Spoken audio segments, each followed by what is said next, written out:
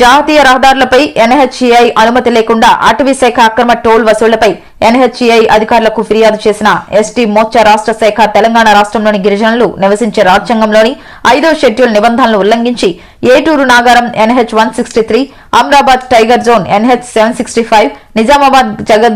Nizamabad Jagdalpur NH 63 జాతీయ రహదారులపై అక్రమ టోల్ ఫీజులు వసూలు చేస్తూ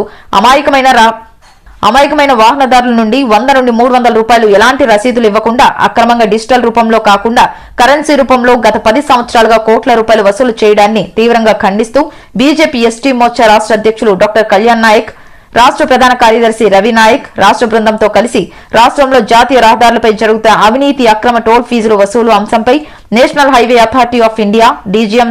శ్రీ భీమసేన రెడ్డిని కలిసి సమగ్ర విచారణ జరిపి తగిన చర్యలు తీసుకోవాలని వినతి పత్రం ఇవ్వడం జరిగింది.